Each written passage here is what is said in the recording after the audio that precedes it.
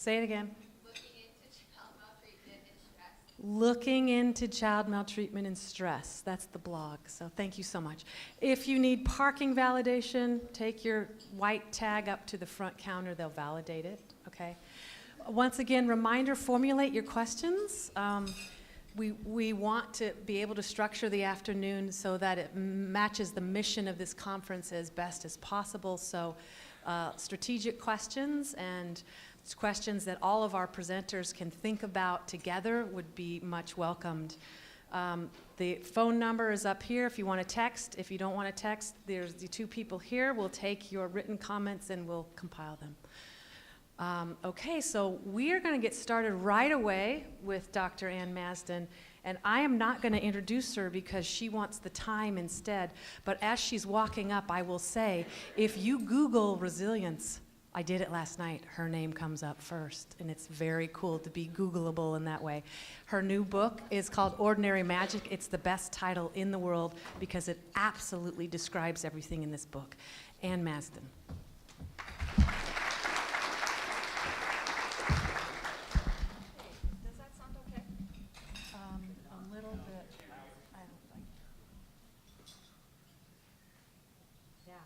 How's that sound? Better? Okay. Ryan, could you guys shut those doors in the back? Thank you. Okay. I'll get set up here. These clips were made for not women with no pockets. But, all right, I'll leave this on the table. Hopefully I won't drop it. And I'll help you with it. Okay. All right, and I want to say I'm so excited to be here. It's been incredible. You've listened to the state of the science in looking at these biological processes, trying to understand risk, and also a little sprinkle of resilience. I want to bring the resilience into higher relief in what I have to say. And I want to begin by just commenting that every day on the news, as well as in this conference, we hear about millions and millions of children all over the world who are facing extreme adversity, that are struggling in refugee camps, that are dealing with disasters, and that are being maltreated and exploited all over the world. And yet, as many of you are well aware, many of those children do make it. They manage to overcome adversity. They may go through a very difficult time, but many do recover. And I think we have a great deal to learn from the children who fare better and the children that are protected better in the midst of all this adversity, and that's what I want to focus on. Resilience has been interesting and important to people for a long time, and I think from ancient times, human beings were interested in the stories of people who overcame adversity to do well in life. But the systematic resilience science started about a half a century ago, with studies of children at risk for various kinds of problems in psychopathology, and the insight that, there are a lot of children that have lots of risk factors who still turn out remarkably well from a developmental point of view. And there have been 4 waves of resilience research, and I'm not going to describe them all. They're typical waves as research matures and advances. But what this conference represents is a fabulous example of a 4th wave enterprise. This is an effort to try to integrate our understanding of risk and resilience process across levels of analysis and across time. And I'll come back to the 4th wave a little bit later. I'm just going to highlight some of the important models and ideas and messages from largely the psychosocial work on resilience, because a lot of the work has been psychosocial, in hopes that we can connect it together with the amazing data and ideas that you've been hearing for the past day and a half. I want to begin with the definition of resilience. This is my preferred definition right now. It's a systems definition. And we're talking about children here. But I think it's important as we begin to try to integrate what we know across levels of analysis, not only within a child and from child to family, but also as we try to understand the way many systems operate together to alter the life course. And as we study things like human disasters and war, we're dealing with many, many systems that are in trouble. And it's important that we be able to communicate with those who study larger systems as well as micro level systems. So the capacity of a child or family or any dynamic system to adapt successfully to disturbances that threaten system function, viability, or development. This is a systems and a developmentally based perspective on resilience, and it has the fundamental assumption that development as we understand it arises from the interaction of many systems across levels. And here's a few illustrations of multi-level interaction from over the decades, spanning quite a few if you include the Weiss picture. And from these interactions, from a molecular level to a very social level, development unfolds. It's also important to keep in mind that the systems in a child's life are interdependent and interacting all of the time. And this is just one illustration of the way in which a child, as a whole person, a whole system, can be conceptualized as embedded and interacting with many other systems in the ecology. This is a representation of Bronfenbrenner's model saying, hey, you can't really understand development without taking into account the fact that a child is constantly interacting with microsystems that they're directly involved in, like the family or their friend peer group or their classroom at school. And they're also being indirectly influenced by connections to many other systems. Children don't go to national policy meetings, but decisions made in national policy meetings can have profound effects on a child's life because decisions are made that alter requirements at school, for example, or the quality of mental health care that's available. You'll notice down at the bottom it says systems within the child. You all can elaborate all the many systems within the child that we've heard. You're going to have to do it in your imagination because I didn't feel I could draw that particular picture. Michael Meany's going to draw it on a napkin for me. But if you have these perspectives and keep them in mind, I think the following conclusions are important. Resilience is dynamic. The capacity for adaptation to adversity is distributed across systems. It is not located in the child. It's located in many interacting systems, like relationships with other people, and the quality of resources available. The individual resilience of a child at any given time will depend on the resilience of other systems. And in particular, I think we've been hearing a lot about the importance of the family or the attachment caregiving system for the capacity of a child to develop well and weather adversity well in life. And I would also argue on the same grounds that resilience is not a trait. And I'll come back to that also. There are two key components you have to think about when you're studying resilience. People don't always think about them the same way, which is one of the reasons it's almost impossible to do a meta-analysis of research on different aspects of resilience. You have to think about what are these disturbances confronting the system, the challenges, and we've heard about a lot of different challenges during this day and a half, but particularly we've been hearing about maltreatment and all the related kinds of adversity that maltreatment co-occurs with. That would be like risk factors, cumulative risk. But there are many other kinds of adversities out there, like being kidnapped as a child soldier and held for 2 years and seeing horrible atrocities. So people study different kinds of disturbances, and they study them at different levels.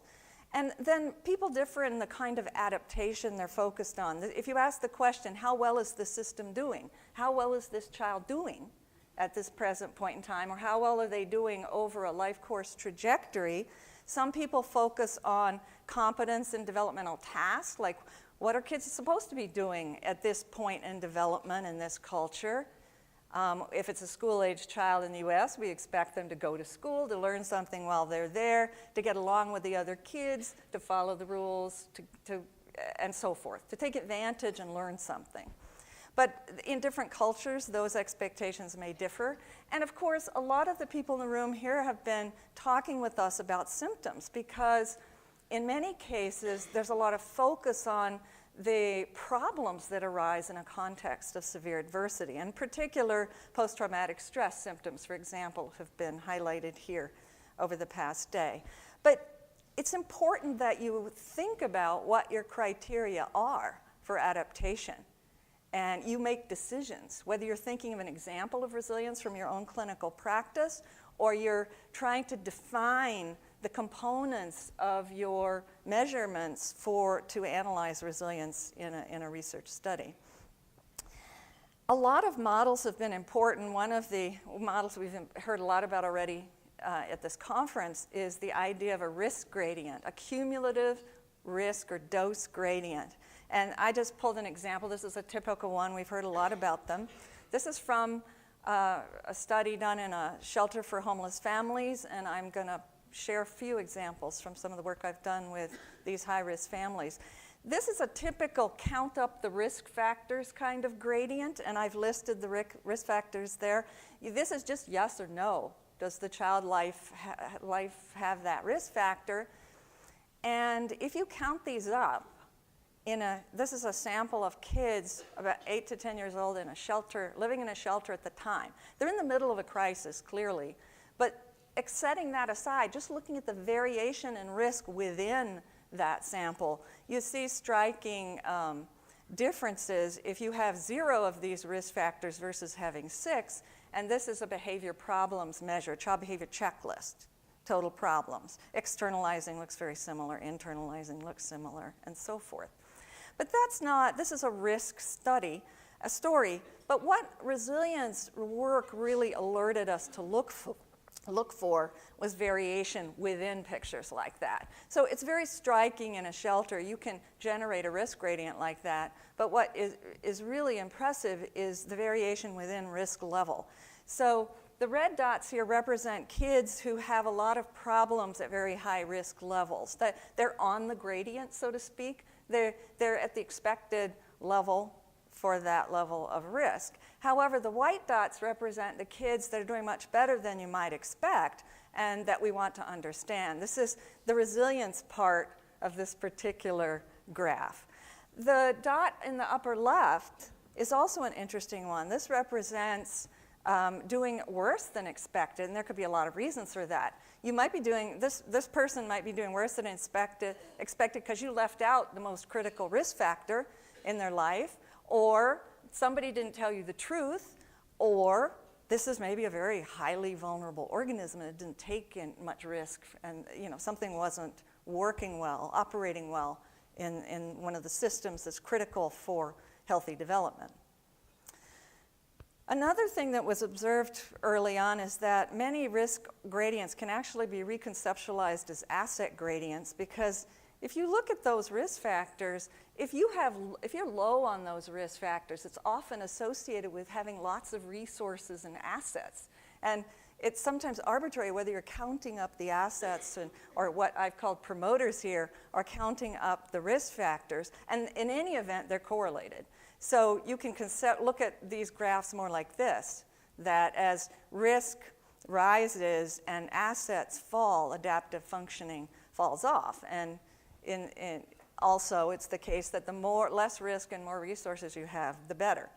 But there's more to the story than that. So now I want you to look at a risk gradient. This is from administrative data in the Minneapolis Public Schools. They have great data. It's not all the details we'd want. They certainly don't collect genetic data in the school district and keep it on file, but they collect some very important data that illustrates risk gradients. What you're looking at here is a classic achievement gap picture. This is longitudinal growth curve data where you have repeated measures on a nationally norm-referenced achievement test designed for growth curves. And what you're looking at is 3rd to 8th grade, they use the same test. So this is intra-individual growth, but averaged across into 4 risk groups. And the group on the bottom is the homeless, highly mobile group. These are kids anytime during the window we were looking at who were eligible for federal benefits because they were classified as homeless or highly mobile, which usually means they're identified when they enter an emergency shelter. And you can see that their reading achievement from the beginning of this curve to the end is way lower than the other groups we're looking at here. There's no error bars because you wouldn't be able to see them. This is a very large sample. Free meals is the next group. These are kids who are qualified for free meals, indicator of poverty in the district. A very large percentage, 57% of the district is qualified for free meals. These are the kids who are qualified for free meals but not homeless. And you can see they're a little better off, but they also have significant risk compared to the norm reference point, which is around the 50th percent line in the middle, the solid line. Kids on reduced price meals are better off. That's a less poverty. The degree of poverty makes a difference. And then you have that very high line, which is the group of kids who are at low risk. All that means is they were never identified for free lunch or as homeless, highly mobile during this window of time. And only 25% of the kids in the Minneapolis public schools fall into that category, but it really matters. They start at the 75th percentile on the test. It is not in third grade, it's not until 7th grade that the homeless kids on average catch up to that level, just to give you an idea of the scope of the risk here. But again, this is a risk gradient, it's a longitudinal risk gradient, and you notice it doesn't close. Schools all over the country are facing this issue. There's something, it's already there. The risk gradients are already there as early as schools measure anything, not just here, but much earlier. But let's look at that bottom group, and here we come to the focus on variation again. This is, it's over 3,000 kids in that bottom group. Now I'm going to show you their individual achievement scores, the individual growth over time. And what, you can't follow any of them, spaghetti graph, but what you're looking at is incredible variation. And it's 5 standard deviations. Even though their average is very low, close to 45% of the kids in this group who've been flagged as homeless, highly mobile, have average or better achievement throughout the entire time in both reading and math. It's very important to think about variation when you're thinking about risk. And they have different needs and presumably different risk and protective processes going on than the kids who are struggling along at the 1st or 2nd percentile the whole time. Another important concept in resilience is the notion of adaptive pathways, and we've again been hearing a lot about that over the past few days. And a lot of people like me started drawing little diagrams on napkins of pathways of resilience back in around 1990 or so. But here's a recent one. And this just is to illustrate theoretically, widely reported clinically as well, there are individual differences in the pathways people appear to follow in the aftermath of an acute traumatic experience or disaster. And this kind of illustration, in my case, draws heavily on the epigenetic pathway illustrations that Irv Gottesman trained me with back a long time ago. I won't mention how long ago, when I took up my first class with him at the University of Minnesota as a graduate student. Anyway, all of the dashed lines represent different resilience pathways. The A pathway is often described as stress resistance. The B pathway kind of shows a breakdown in recovery. Under extreme circumstances, that's actually quite normative to follow that kind of trajectory. And then pathway C is the post-traumatic growth pathway. Theoretically possible. We don't have a lot of evidence yet about this in children, but there's better evidence with adults. And then you have 2 breakdown patterns illustrated here. These pathways don't show recovery yet. They may in the future. One is immediate and one is delayed. Pathway E is sometimes called the depletion model. It's as if they're hanging on for a while, and then something happens. They run out of something and break down. I wanted to underscore that it's important for us to keep in mind that the notion of resilience is a cross-disciplinary notion. So I thought this would illustrate it for you. I stumbled across this a number of years ago. It's from ecology. The study of resilience in ecology and psychology and psychiatry all kind of happened at the same time, even though they didn't ever communicate with each other, which is interesting, both influenced by dynamic systems theory. But this is about the resilience of soil. And I just think it's striking how similar the pathways are in these kind of ecology models. Now, I think it's also important to flip the picture of pathways upside down, because we were looking initially at a pattern where high was good. Now, a lot of the research we've been hearing about focuses on symptoms, because people are concerned about post-traumatic stress disorder and the symptoms that may occur in the wake of maltreatment and other severe kinds of adversities. And this shows the same patterns now, but inverted, because we're looking at symptoms.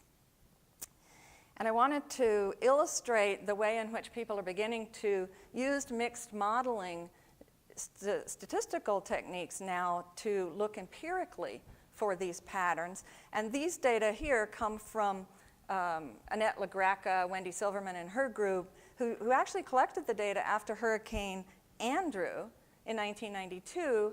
But they went back and reanalyzed the data to look for trajectories with new statistical approaches, and this paper was published in 2013.